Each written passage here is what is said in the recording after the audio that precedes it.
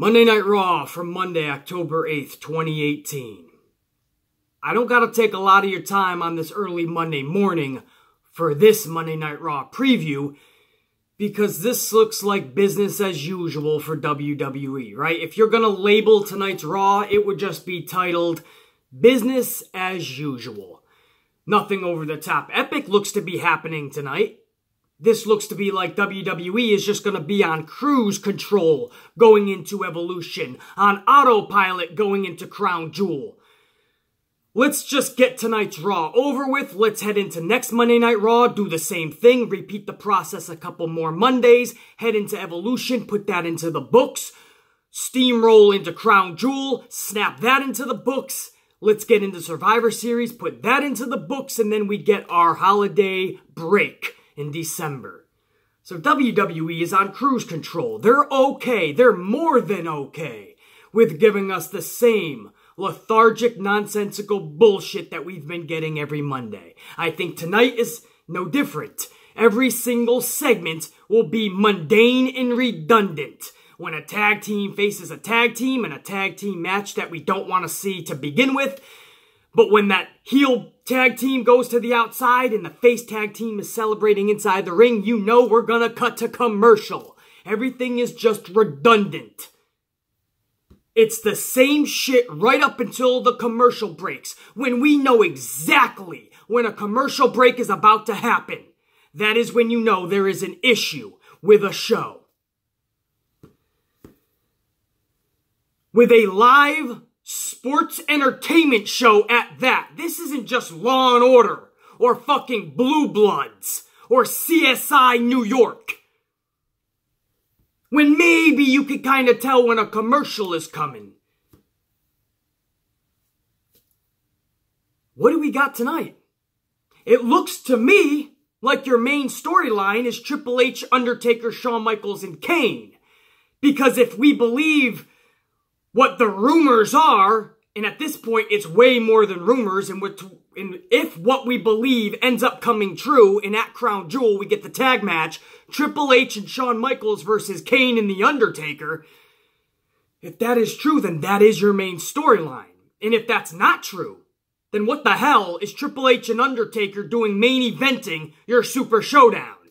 So that absolutely looks to be true, which means tonight that will be your main storyline. And I love nostalgia, but my fears and worries in this storyline is that every week for the next 4 weeks starting tonight, we're just going to have one of these 4 participants get into the middle of the ring and just give a hoorah speech about what they're going to do at Crown Jewel. Triple H comes out 1 week, The Undertaker another week, Shawn Michaels another week. Is that the story? Just like we got as the build-up to Super Showdown. Every week somebody was responding to the previous response from the week before, and it became redundant bullshit. The theme of Monday Night Raw. Tonight might be the best part of the series going forward, right? You got 4 Raws before Crown Jewel. Tonight might be the best one in this storyline because this might be where Shawn Michaels actually announces he's coming out of retirement. Possibly. Whenever he does such, whether it's this week or next week, that'll be the biggest pop, that'll be the biggest moment in this feud going forward. Outside of that, how do they handle this? If it's just one person comes out every week and gives a fucking promo, I think we can do better. These are 4 guys from that Attitude Era.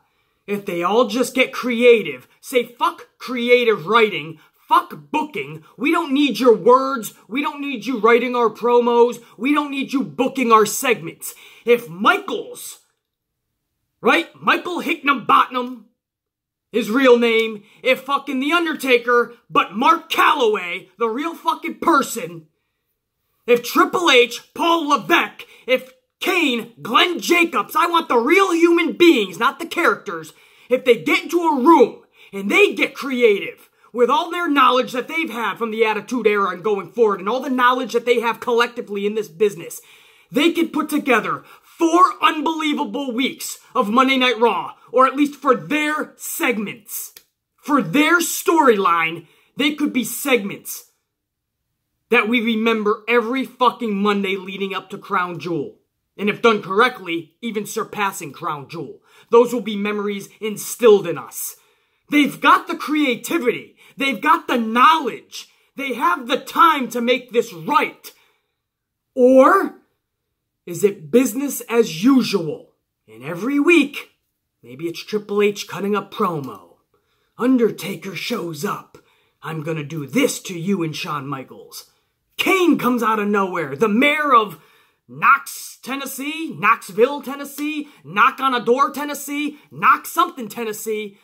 But we're gonna pluck the mayor out of Tennessee, and he's gonna show up for a promo. Maybe one week, multiple promos. We can do better than that. That's all I'm saying, man. We don't gotta be on cruise control. We don't gotta just give the fans redundant, nonsensical, lethargic bullshit. We can give them, here's a thought. We can give them epic television. We can leave them on the edge of their seats. We can leave them with cliffhangers. We can leave them with something to wonder about. We can leave them needing to find out what happens next week on Raw. And not debating, Raw this week or Monday Night Football. Guess I'll just switch between the two. Captivate your audience with epic television and your ratings won't plummet. That fan base that thinks everything is rainbows and cupcakes won't have to defend the WWE. Yeah, the ratings are down, but the football is back, NFL's back, BC, so the ratings are gonna be down. No, not the lowest that they've been. Historically. That is when you know you have a problem. When people would rather watch football than the passion that they love more than anything, pro wrestling, there's a problem.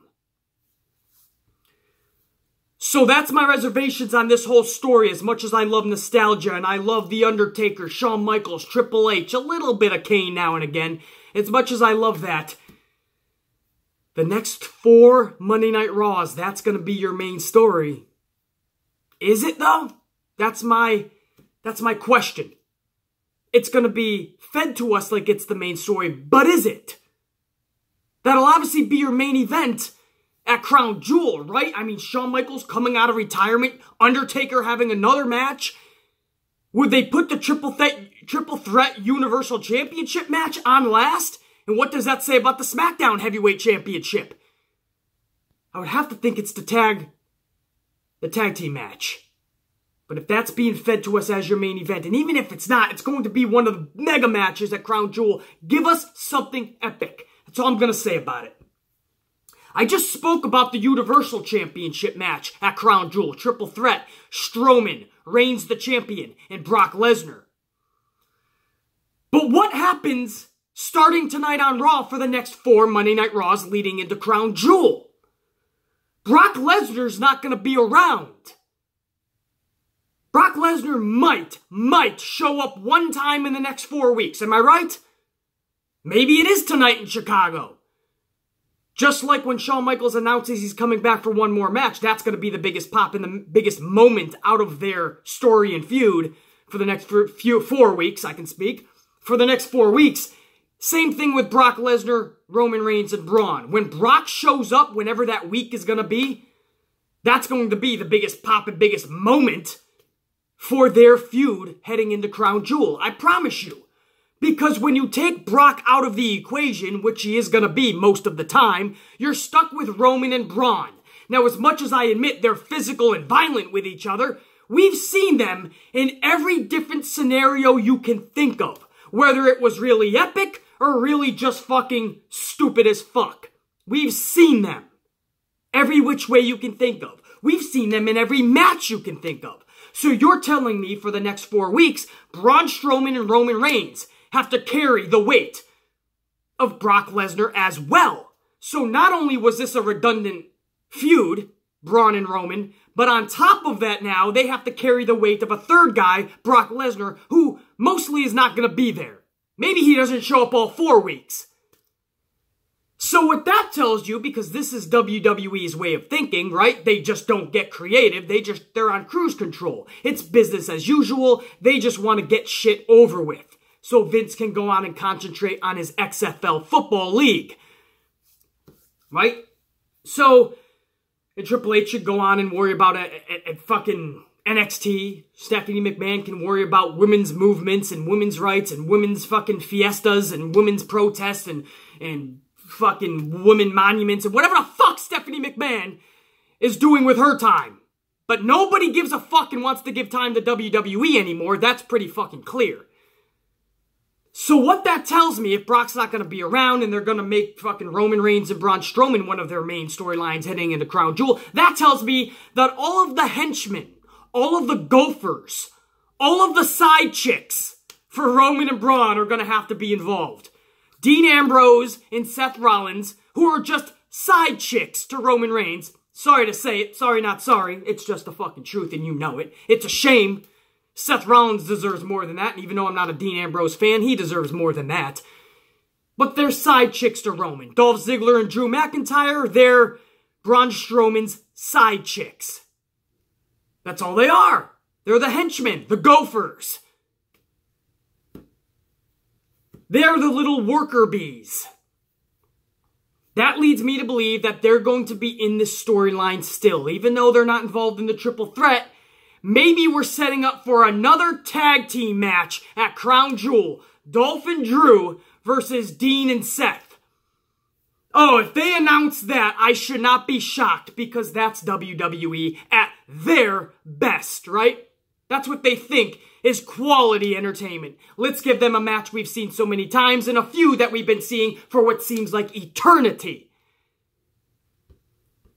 All I see happening for the next 4 weeks is Roman, Dean, and Seth, the Shield. I use that very, very loosely, that title, because it's not the fucking Shield. This is Roman and his side chicks. That's the new Shield name. It looks to me like it's going to be them three and Braun, Drew, and Dolph for the next 4 weeks in the same redundant storyline that we've been seeing. And we already saw the payoff, and I use that loosely as well, but we saw the payoff at Super Showdown. We don't need to see these six men at all in the ring together anymore, but something tells me we're going to see a lot more of them in the ring together. Because WWE's not creative. They don't know what the fuck they're doing. They're putting over the same fucking shit every week and they're thinking it's quality. Or they just literally just want to get this over with. And they don't even want to give the time to a new feud or new stories or new ideas, new concepts, new creative visions. They don't even want to do that. Maybe they're already burnt out from their own lethargic bullshit nonsensical entertainment that they dish out every week. Maybe the trash that they give us is burning them out as it is. This company has 101 problems, and Sasha Banks ain't one of them, I'll tell you that. Let me just throw that in there, even though she's injured and on the shelf. You have superstars that can be helping Monday Night Raw, and they just don't do shit with them. But that's my worries and fears with the Roman Reigns and Braun Strowman and Brock Lesnar story and feud heading into Crown Jewel. What story really is that? Is that a big story? Is that a big feud? Is it really? That's my question. Because something tells me this is just going to be Dolph, Drew, and Braun, right? Braun and his side chick, his side bitches, versus Roman and his side bitches.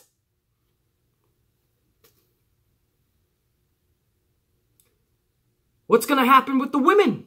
Ronda Rousey. Evolution's in a few weeks. Is it finally going to be called that Nikki Bella is going to be her opponent? They teased a little friction between Nikki Bella and Ronda Rousey at the beginning of their match at Super Showdown. They didn't know who was going to start the match. Nikki wanted it. Ronda said, no, let me. And they started bickering a little bit. Was that the setup? And then they announced a match or two later that Ronda Rousey is going to be defending the championship at Evolution. Everything we're hearing is that it's going to be the diva herself, Nikki Bella. The personification, the poster child for diva, versus one of the baddest women on the planet. Come on, man. How is that realistic and believable? But the word going around the campfire is that's what's going to happen tonight. The announcement is going to be made. The Bella Twins weren't scheduled for Chicago tonight. But that doesn't mean WWE won't announce it. They've announced plenty of matches already for Evolution that had no real build. Trish Stratus and Alexa Bliss out of nowhere. Lita and Mickie James out of nowhere. RKO out of... No, I'm playing. But they could announce Ronda Rousey and Nikki Bella out of nowhere. But if that's the case, then you're looking at face versus face still. Why the friction at Super Showdown then? We would expect a Bella Twins heel turn, maybe even with Natalya, and have like a Divas faction.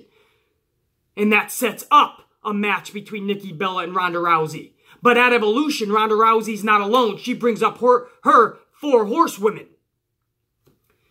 And then you could set up something like the actual Total Divas taking on actual competitors, actual badass competitors. No offense, Natalya, you gotta be up there with fucking Nikki Bella and Brie Bella. I know that pissed off a lot of Bella Twins. What, they're not actual competitors, BC? Listen, when you talk actual fucking real-life ass kickers, and you're looking at Nikki Bella and Ronda Rousey, yeah, one of them's being brushed aside really quick.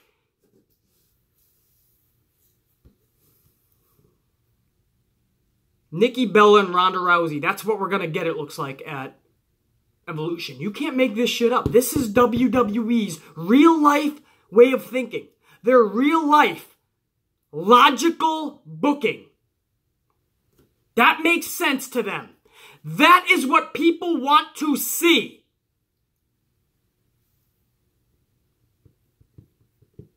The 976 Bella Twins out there, I want to see this. Nikki's going for the championship. I'm so fucking thrilled. I'm gonna cry, I'm so thrilled. That's the Bella Twins fans. They're fucking... Bella Nation? Bella Army? Bella Military? Bella Bitches? Bella Bozos? Shut up! Oh, let me get it. You deserve this. Is that what it is? Nikki and Brie just come back a month or two. They deserve it. One of them's just botching left and right. The other one easily is nothing close to what she once was. And even that wasn't epic back in the day. But Nikki Bella took 3 steps back. Obviously with injuries and time. There's no fucking ring rust anymore. This is Nikki Bella today. This is a shell of what she once was is supposed to beat Ronda Rousey? Let me guess. They deserve it because what did Michael Cole call the Bellas? They're legendary. The Bella Twins are legendary. They're up there now with The Undertaker, Heartbreak Kid, The Hitman Bret Hart, Hulk Hogan, The Ultimate Warrior. Can you dig it? The Macho Madness. The Bellas are in their league now. They're legendary. Fuck that and fuck you if you honestly think that. And you sit here and you honestly think that I give a fuck if you're getting offended that I say the Bellas shouldn't be in there with the Ronda Rouseys of this fucking division of this world. Well, fuck that and fuck you. You can be horse-fed this bullshit. I won't. 30 plus years watching this business, and if you are horse-fed that shit and you actually are accepting it, then guess what? Ego aside, I'm smarter than you. Great for me, sucks for you. Not open for opinional debate, it's just I'm smarter than ya. And I don't need to be horse-fed that bullshit. I can create a channel, and I can tell exactly the world what the fuck is going on. I can speak facts while you take in the shit you're being fed. When that announcement gets made, I assure you, I'm probably not gonna tweet when that happens. I'm probably putting my head through the nearest fucking cement wall I can find. So usually I like to live tweet during Monday Night Raw, guys. When the announcement's made, I might not make another tweet that night. That announcement could be tonight, it could be next Monday. Maybe WWE is hearing channels like this and the feedback that they're getting, and maybe Vince McMahon says, you know what, let's just nix the fucking Ronda Rousey, Nikki Bella plans. Let's take Nikki Bella out of that spot. And then what do we get? Somebody fucking different? At this point, I'll take anybody. But watch, be careful what you wish for. They could put Alicia Fox back in there or some shit. Wouldn't that be insane if you saw Sasha fucking Banks in there? Wouldn't that be fucking insane if they just announced out of nowhere that AJ Lee is coming back? We love AJ Lee, but she ain't beating no Ronda Rousey. But that would be a mega fucking match that we'd want to tune in for, because that'd be fun as fuck. Sasha Banks and Ronda. I'm a huge Sasha Banks fan, but in no way should Sasha be beating Ronda right now. But fuck, that is hella more entertaining. Hella more fucking must-see TV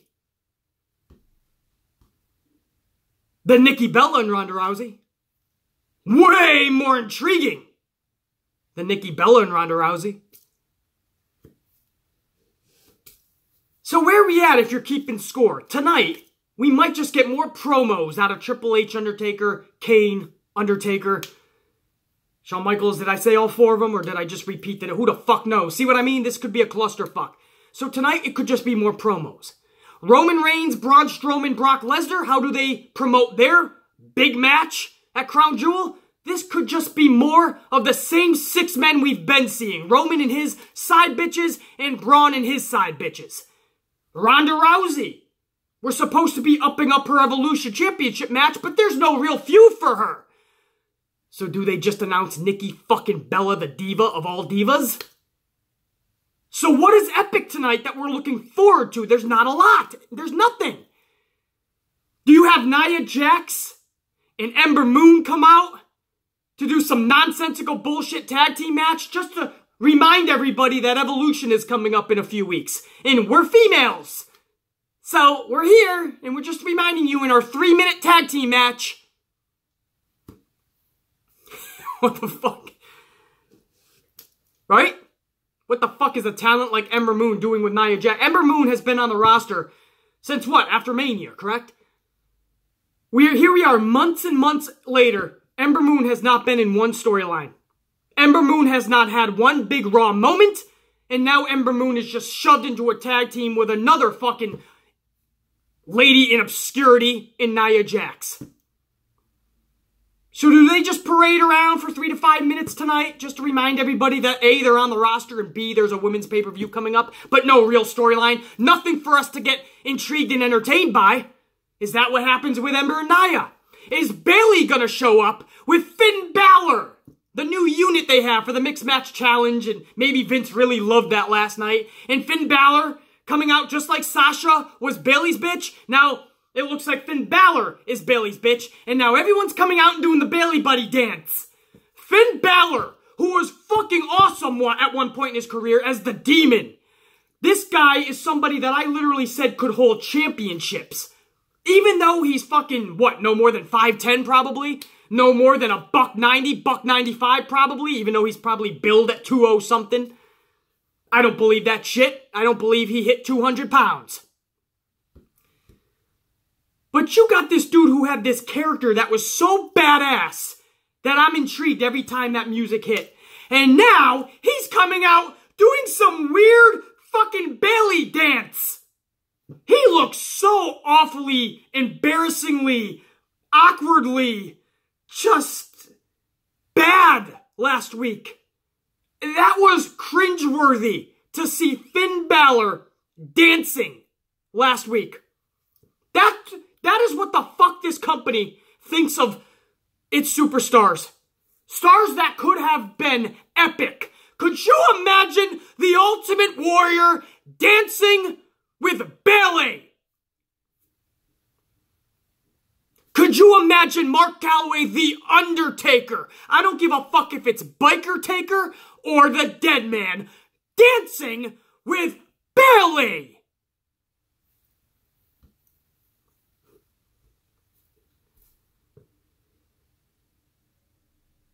Demon Balor was there, man, and they just won't use this guy. Once a year they'll use him, maybe. That's it. And then he's just Club Balor. Pops his little collar, and he comes down to the ring with a smile. So how can we make that even more doofusy, right? He's already a doofus as fucking Club Balor. How can we make that even more lame? How can we make that more fucking just cringeworthy? Let's have him bouncing. He literally wasn't just dancing. He was bouncing around last week with Bayley.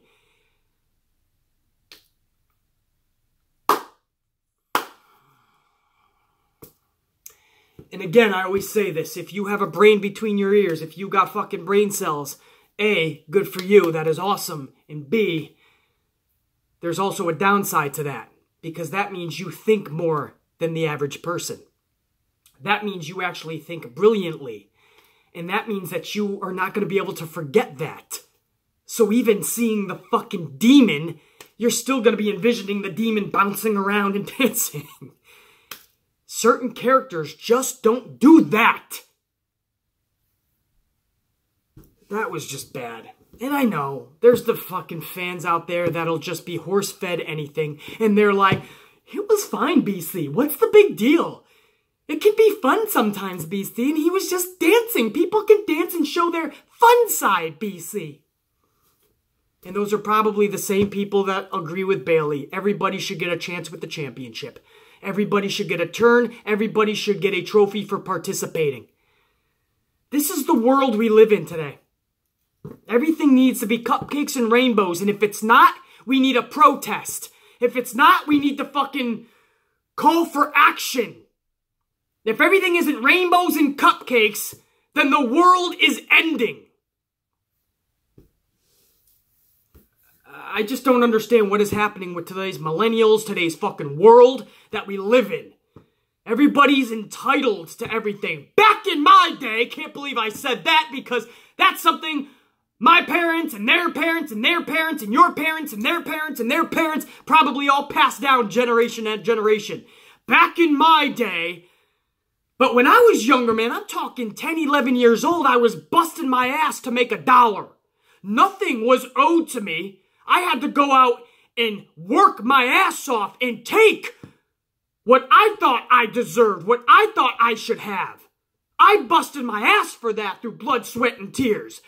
I wasn't entitled to anything because when I got home, if I was entitled, I would get an ass whooping of epic proportions. Today, if you roll out of bed and think you deserve something, you don't have it, you're calling for a protest in the middle of the streets to annoy the fuck out of all of us. And you're claiming it's my first rule amendment, BC. I can do that. I can form a protest, BC. Yeah, but in the process, you're annoying the shit out of the rest of the world that just wants to go about their day. The ones that don't feel that they're privileged, the ones that don't feel that they're entitled to shit, the ones that are trying to get to work to bust our ass to make the money to feed the families that they have at home. You're becoming a nuisance for us. This is a societal issue that we have. I mean, that's where we're at. And again, it leaks from society. Pro wrestling and the audience, the fan base of today, it is a direct reflection of that society. And that's why we have people that are literally saying everybody deserves a championship. Let everyone come down to the ring dancing, BC, because it's a fun side of them. Everything has to have a feminine side to it these days. A man cannot just be a man. An alpha man like a Brock Lesnar. Or everyone's fucking annoyed. What's next? You want Brock to come down to the ring dancing with Bayley? Because BC, it shows a fun side to Brock. I don't want a fun side to Brock. I want an alpha male. I want a fucking ass kicker. I want a real fucking motherfucking ass-kicking, destroying machine to get in that ring. Not a dancing, frolicking, bullshit motherfucker. A dancing, bullshitting yahoo bouncing around to the ringside area like a fucking Tigger from Winnie the Pooh. No thank you. Everything has to have a feminine twist to it these days. Men are becoming more feminine by the fucking week, by the day, by the fucking hour and minute, it seems. Skinny jeans galore. Where the fuck is you? How are you wearing skinny jeans? If you're a man, you have some parts that are no way fitting in the skinny jeans. I can tell you right now, normal fitting jeans are a little tough for me. I guess I just got the opposite of Daniel Bryan's Mr. Small Package. I guess I'm just Mr. Diesel Package. Because there ain't no way I'm getting into skinny jeans. And they got their skinny jeans. And they're commuting with their little laptops. Right? And their cell phones with 96 apps on them. Their hair's all fucking slicked back perfectly to every fucking follicle is in a direct place that they positioned it to. They spend 47 minutes every morning in the bathroom. Isn't that right, Corey Graves? I tell ya, I'm just a fucking alpha man through and through, man. And I feel like nobody knows how to take me anymore. When I'm at the supermarket and I'm looking into somebody's eyes and I got the fucking delts popping out and I'm talking to you like a man, fucking real as can be. Now, yes, that's part the Italian in me as well. That's just how we talk. But also because I'm a man, I'm going to get right in and I'm going to talk to you one-on-one, eye to eye. If it seems like I'm being overly dominant in the conversation, if it feels like when I'm sitting I'm taking up too much room, right? They have names for that. The feminine world has names for that. When you spread your legs and you're a man, you want room. There's a name for that, and I forgot what it was. But there's a name for everything that men do. And now it's just frowned upon. Well, guess what? You can frown upon the amplified man, but I'm an alpha male. When I go get my coffee at Starbucks, when I'm hitting the market for some fucking items, grocery-wise, if I'm in a Home Depot, if I'm walking down the street, if I'm driving down the highway, no matter what situation I'm in, you're getting full throttle amplified alpha, B motherfucking C. And if anybody don't like it, you better run as far away as you can, 'cause I'm coming to get ya. The real fucking boogeyman at that point. I ain't here to appease and please today's society. I'm here to fuck shit up. I'm here to be the bad guy. I'm here to call it right down the middle as I see it. That was a little society rant. I didn't plan on going on, but this is what today's wrestling fan has brought us to. Because again, third time already, this is a reflection of today's society, today's wrestling fan. So much so that I actually had somebody on one of my last videos actually comment, BC, I feel AJ Styles is boring now. Because they felt Samoa Joe should have gotten the championship. So AJ Styles is now boring because he's had the title too long. What the? Nobody's happy with fucking... Nobody's happy with a real feud that lasts many months long. Right? They're okay with a multi-month-long feud that has no real story to it. It's just the same fucking wrestlers being thrown out there. And then they're like, BC, I don't see the problem. But when there's a real story, a real feud, and a real connection, they're like, this is boring. When somebody has a long title reign that is basically coming right out and saying they're a champion for a reason. Nobody can beat this motherfucker. They've had it for 7 months, 10 months, a year and a half. That means they're the best, so when they finally lose it, it's an epic moment. Today's wrestling fan, after 4 or 5 months, this is stale, this is boring, this title reign's gotta stop. Now they're saying AJ Styles, one of the best, and in my opinion, the best wrestler in the world, is now boring. This is what I just read. This is what I have to put up with. And then you wonder why I think more broadly and not so narrowly. I think on a more broad spectrum, and I look at where society is, and I look at where today's wrestling fan is, and that's what the fuck we're at. AJ Styles is boring. Bayley wants everybody to have the championship. The fans want everyone to have a trophy for just participating. Finn Balor's dancing to the ring. Cupcakes, rainbows, and dandelions. Woo! Pro wrestling in the 2000s, everybody. 2010s, whatever you want to call it. In 2018, this is pro wrestling. Ow! And then what? What the fuck is left? Right? I already said Nia Jax and Ember might come down and promote a little bit of Evolution. Oh, I'm sorry. They're continuing probably Bobby Lashley and Elias and Kevin Owens. A feud that I fucking wanted to fall asleep to every Monday beforehand of Super Showdown. And now it looks like we're going to get the same shit heading into Crown Jewel. That's your Monday Night Raw preview.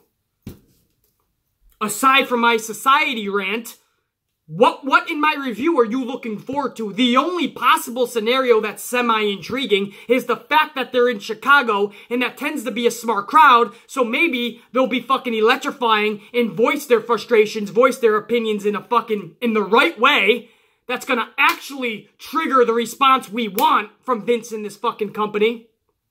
Right? Not go out in the streets and protest, but right there in that arena, there is where you voice your fucking displeasure. Where it counts the most on Vince's airtime. Where you're not causing a fucking nuisance and a distraction for the rest of the world. Right there in that arena.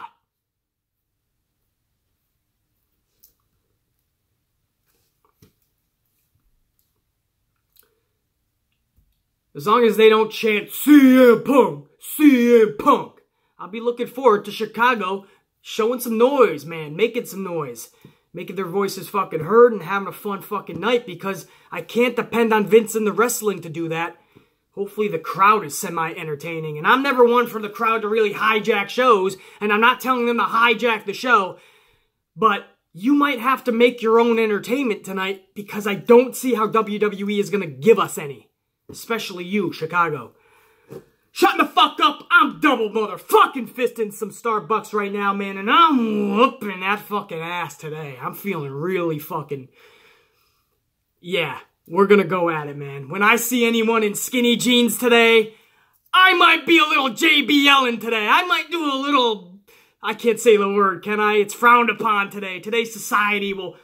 I might just shoulder check them. I'm not gonna bully them. I'm not gonna bully him. No. I don't like bullies. I really don't. That's a true statement. But I might just give him a little shoulder check. I mean, just and then be like, you know, I mean, they got skinny jeans on. It's not bullying. If they have skinny jeans on, they need to know they are doing something catastrophically wrong in their life. Amplified man. Check you later.